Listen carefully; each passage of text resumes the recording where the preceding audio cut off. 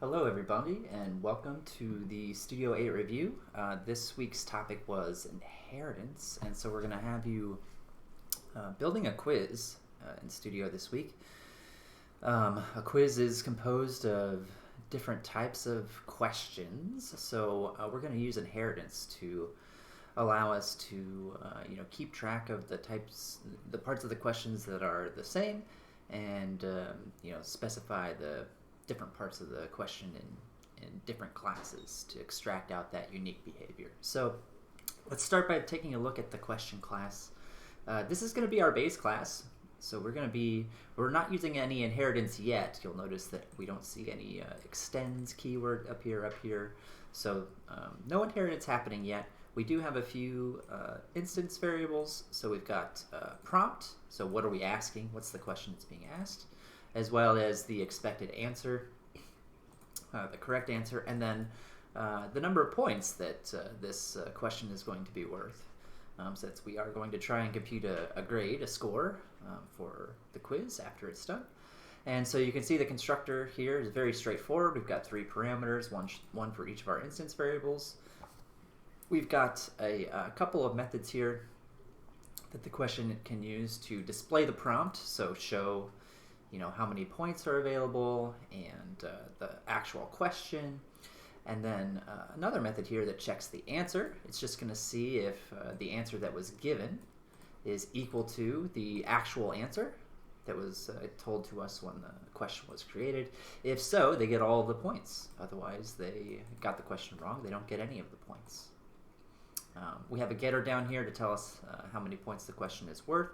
And then just to make sure that we understand how this question works, I added a little main method down here that creates a question for us. So you can see that asks us a question that hopefully we know the answer to. Let's just go ahead and run this real quick, make sure everything's working okay, that we understand what's happening. It says, what studio number is this? So the correct answer is 8. This is Studio 8. We're telling it it's worth 2 points, so it should display the prompt, which is what we see here. What studio number is this? Followed by the number of points. And then if we check the answer and plug in a very obviously incorrect answer, such as the word hi, we get 0 points. But if we plug in the correct answer, which is that it's Studio 8, we get 2 points back, which is the number of points that the question is worth. So this was all provided to you. We haven't written any code yet. Your first task was just to kind of explore this class, make sure you understand what's going on here, make sure you understand the methods that were provided, review the object. No inheritance yet, but we're going to get to that very soon. So this is sort of akin to a fill-in-the-blank style question, I suppose. We aren't giving you any choices to choose from or any assistance. We're just asking you a question, and then you have to tell us what the answer is. But what if we want to have those different types of questions? Well, that's what we're going to do next. We're actually going to implement multiple choice questions for our quiz. And I want you to notice that some parts of multiple choice questions are similar. There will still be a prompt, right? There will still be a correct answer. There will still be points. So all of these things are in common. The behaviors are also still in common. I still want to display the prompt, although the way I display the prompt is going to be a little bit different now, right? In fact, there's something kind of missing from our generic question that multiple choice question has, which is a set of choices. So there's going to be some set of choices that we expect our multiple choice question to have. And when I display the prompt, I also want to display those choices. Checking the answer actually doesn't change at all. We're just going to see if the choice they selected is the same as the correct choice. So let's start to piece this together in our multiple choice question class. We are now using inheritance. You can see that it is extending the question class. So that means that we get access to all of the instance variables as well as all of the methods from the question class.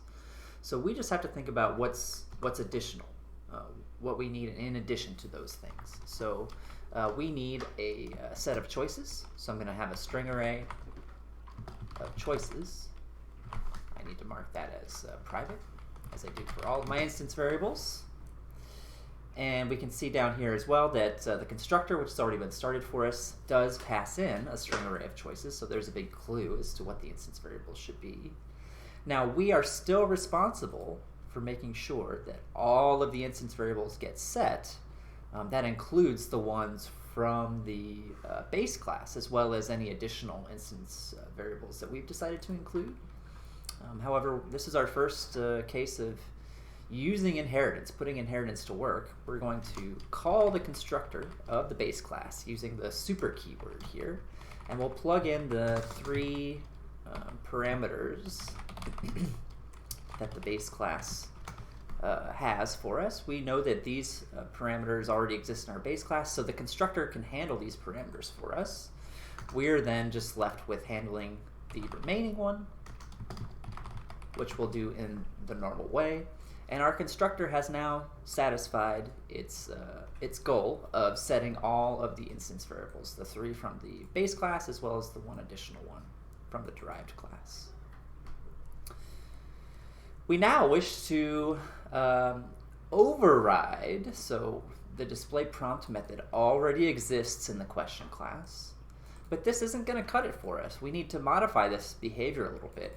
We do want to display the prompt, but we also want to display the choices. So we're going to override the display prompt method for the multiple choice question class. The first thing that we actually want to do is use the display prompt method from the base class, which we can do by using our super keyword again. So we'll say super followed by display prompt. So this does everything that is already in the base class. So this will go ahead and repeat that behavior for us. We're now just left with any additional behavior that we wish to add. So we want to go through and print out the list of choices, starting with the value of 1. So we'll go ahead and do that by making a little loop here. I might do a for each loop this time. I really like using for each loops. So I'll set I equal to 1, since that's going to be the number that I print out for the choice value, not the array index. And then I'll use a for each loop here.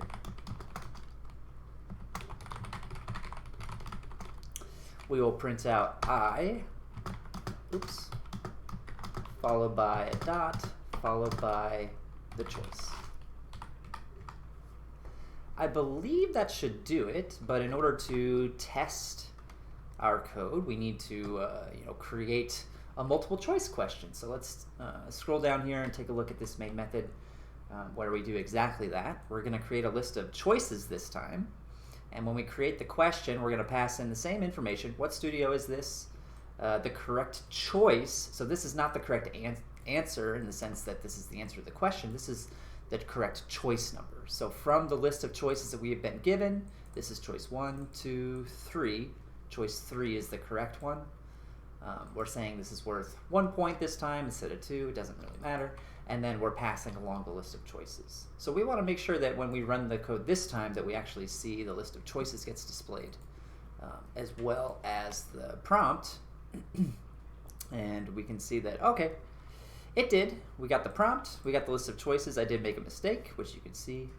I did not remember to update my counter, and that's fine. That's an easy thing to fix. We can run that again. There we go. So now we have a prompt followed by the choices that are available to us, and we can see that choice 3 is in fact the correct choice. This is still Studio 8. And like before, if I give something weird, like a word, that's going to be wrong. I get 0 points. If I plug in an incorrect choice, choice 1 is not the correct choice, that's still going to be wrong. I'll get 0 points.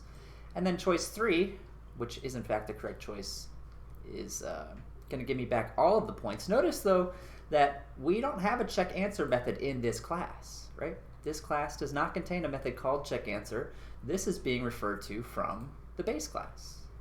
So we're still reusing this. This method still works just fine for multiple choice questions.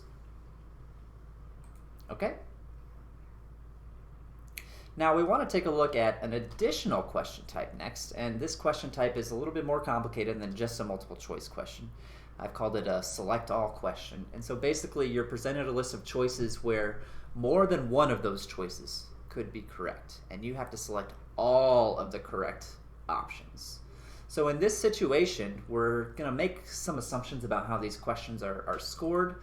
So if there are 4 choices, that means that a question should be worth 4 points. So each choice is going to be worth 1 point.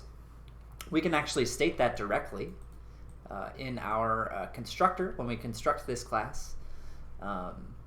Notice that, let me go ahead and do that real quick. Or no, let me take a step back and I skipped explaining something very important. So let me take a moment to, I'll come back to the constructor just a second. Notice that we're using inheritance here, but we're not inheriting from the question class. We're inheriting from the multiple choice question class. So think about what that means.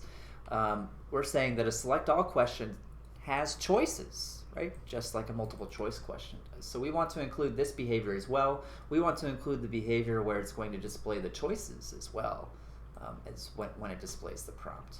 So it makes more sense for this to inherit from the multiple choice question class as opposed to the base question class. We would end up having to duplicate some of the behavior that we already have, which is kind of what we're hoping to avoid using inheritance if we had used the question class as our base class instead. But since we've done that, we can then use the super keyword to call the constructor of the base class for the multiple choice question, and we'll go ahead and pass in the prompt, the answer. The number of points is actually just going to be based on the length of the choices. So you could actually say choices.length here, which I like a little bit better than using points parameter. So I'm actually going to make a little tweak. And then finally, we'll plug in the choices themselves.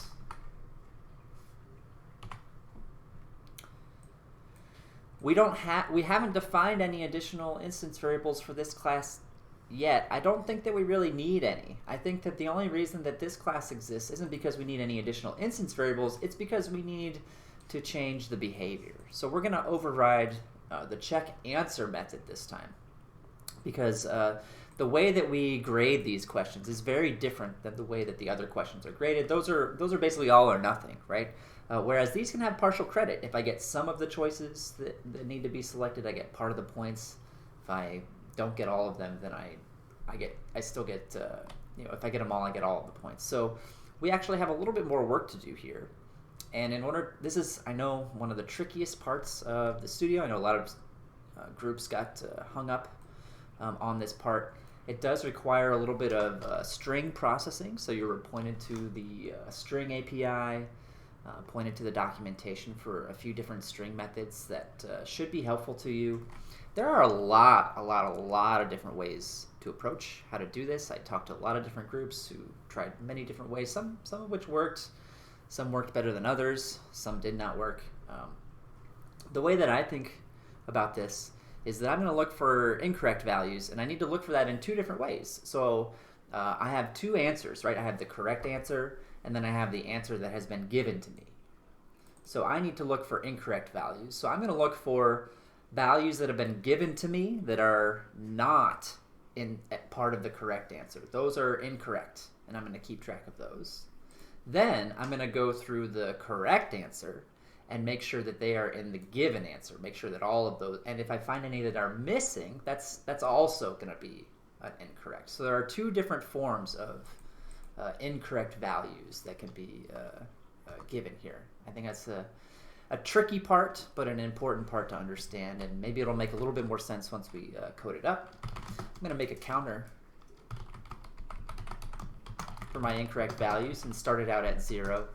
The first thing that I'm going to do is write a loop to go through the correct answer and look for all of the correct values to have been given. So the way that I'll do that is to write a loop that's going to go from 0 through the end of the string. Oh, and here you can see that we actually don't have access to the answer. Let's see if it will let me do this. Yeah, so here you can see we have a problem. What am I doing? I need to say I is less than this dot answer dot length. There we go. So we can see that we have an error here. It says the answer is not visible. If you think about that for a second, that's coming from the question class, and in the question class it's marked as private. So in order to access this, we need to include a getter. There are other ways to do this as well, but we're going to use the getter here. Totally okay to put in a getter if you've determined that you need one to access a particular instance variable. That's a perfectly acceptable thing to do. That does change this a little bit to something like this, or if this makes you uncomfortable, it might actually be easier to break this up, right? And say string answer is equal to this dot get answer, and now we can say answer dot length here. It's a little bit more readable that way. We now have our loop variable I going from 0 to the length of the string, where we can treat the string as just an array of characters. And using the char at method, we can access each of the letters one at a time and then check to see if they are in the answer that has been given. And the way that we can do that is using another method from the string API called index of. So let's take a look at how we're going to do that, starting with grabbing the character out from the correct answer. So the first thing we'll do is we'll use the char at method to pull out one correct answer. All right. So as we go through the loop, this will be, the first time through the loop, this will be the first character. Next time it'll be the second character, third character, so on and so forth. The next thing that we can do is check to see if the correct answer is in the given answer using index of.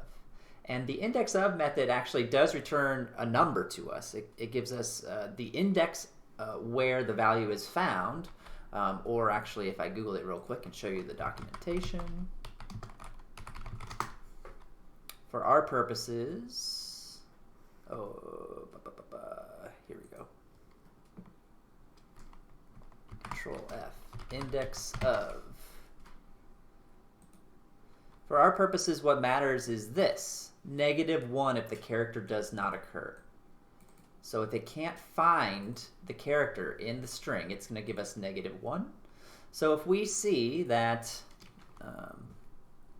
the given answer, index of correct answer, is equal to -1, that means that we have found something that is incorrect, right? This is a value that should exist in the given answer.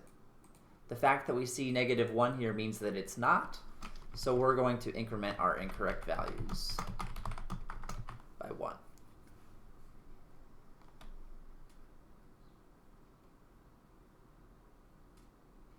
So I know this already seems fairly complicated, and it is.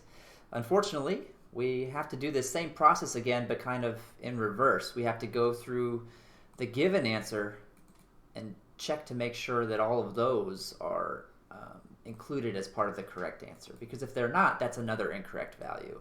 So I'm actually going to duplicate this loop. Oops, didn't mean to do that. There we go. I'm going to duplicate this loop and swap the strings around. Actually, this is a good candidate to use a method here, but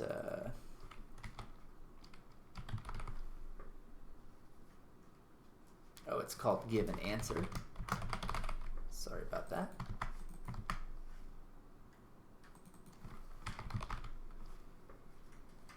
Now we're going to check to see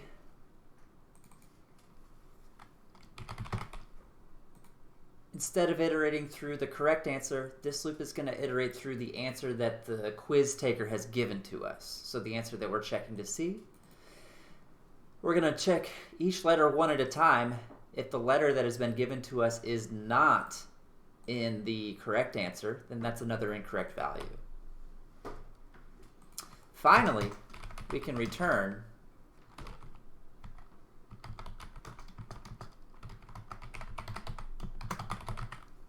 the number of total number of points minus the incorrect values that they've gotten. Again, I realize this is complicated. I knew this was going to be complicated when I first created this studio. It ended up being a little bit more complicated than I anticipated. There are other ways to approach this. This is just sort of the way that I thought about it. If you came up with a different way to do it, great. That's fantastic. Let's actually check and make sure that it works. I gave a whole bunch of tests down here. What are you unhappy about? Let's see. String. Oh, I tweaked the constructor up there, didn't I? There we go.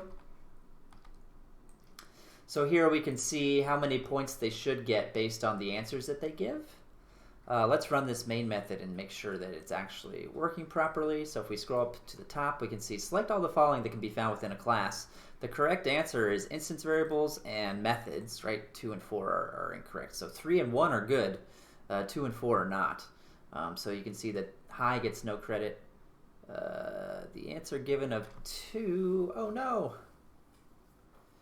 Looks like we already have a mistake. No, 2 should be, 2 shouldn't be no credit, should it? 2 should be 1 point. I think it actually is working. This is wrong. This should be 1 point. 1 and 3 should be full credit, which it is. 3 and 1 should be full credit, which it is. 3 points, 3 points, 2 points, 2 points, 1 point, 1 point. No points, so selecting both incorrect answers is the only way that you should get 0 points. So this is actually just 1 point, as it should be. Yep. So this appears to be working correctly. Again, a bit more complicated than I anticipated, but it's not a whole lot of code. Anyhow, regardless of how you got there, the last thing to take a look at is tying it all together in the quiz class. So this quiz class has also been started for you. You've been given some code. You can see that a quiz contains one instance variable, which is an array of questions. Now, think about that for a second. We actually have multiple different question types, but if we use that relationship to think about these questions, a select all question is a multiple choice question, and a multiple choice question is a question using the rules of inheritance. So all of those question types, since they all are in fact questions, can be stored in an array using the base class as the type. This is the act of polymorphism, being able to treat things as their specific type in some contexts and as their more general base class types in other contexts. So your task in this class was to, let me tweak this again real quick. Your task in this class was to complete the take quiz method. And in order to take the quiz, you have to iterate through each question. You have to display the prompt. You have to ask the user for the answer. And then you have to check the user's answer to see if they're correct. I believe it also wanted you to check and make sure, print out the total number of points at the end. So let's go ahead and get started. We're going to make a variable for total points. Or user points, let's call it. Started out at 0. I'm going to use another for each loop. I think it's going to work really well here. Question Q in questions. So for all of the questions in our list of questions, what do I want to do? I want to display the prompt. I want to ask the user for input. In order to do that, we're going to use this getUserAnswer method that was provided to you up here. So we'll just go ahead and call that method next.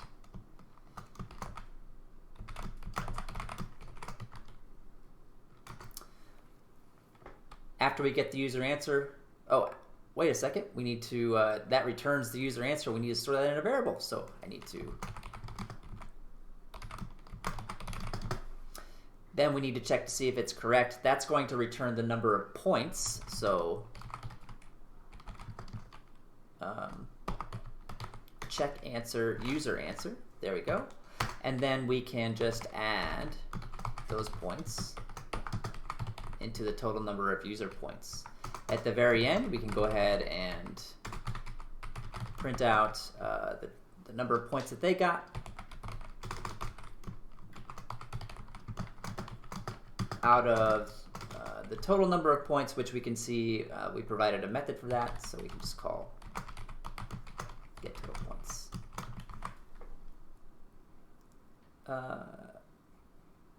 Oh, I forgot a plus here. That's why Eclipse is unhappy with me. There we go. And we've also provided a main method here for your final class, this quiz class, where we have just sort of collected all of the questions from the previous example. So here's a regular fill in the blank question.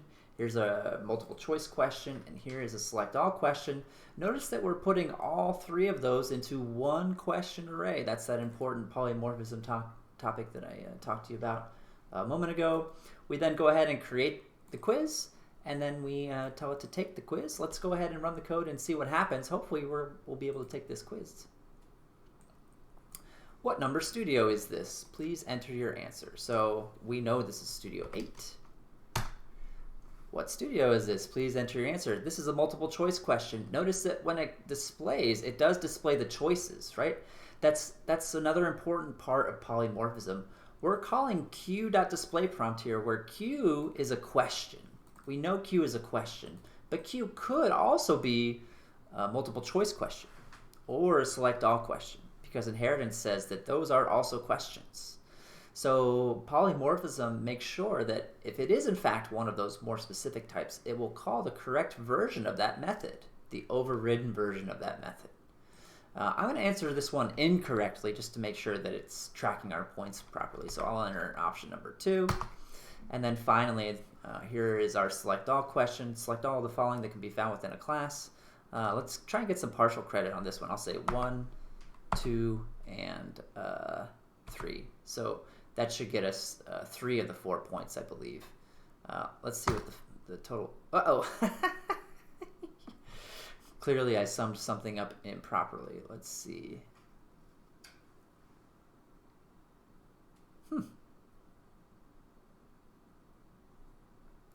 What did I do wrong there? There's clearly a mistake. The 5 seems good. The 5 seems okay. Let me check my select all question.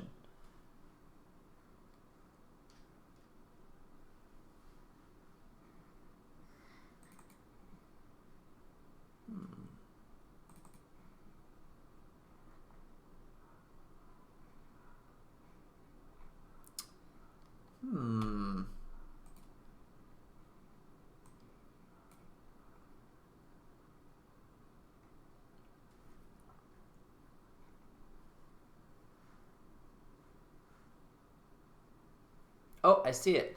Should be a plus here. Just had equals. That's where I went wrong. Let's try that again. Sorry about that. All right, what number studio is this? I'm going to answer this correctly. I'm going to answer this one incorrectly. This is only worth 1 point, but I'm going to answer it wrong. And for this one, I'm going to say instance variables, get, and method. So that should get me 3 of the points. I got 5 out of 7, so I lost 1 point here, and then I lost 1 point here. It looks like it's working properly. So that is our quiz. I believe that's the end of the studio. I hope this was helpful for you. I'll see you in the labs.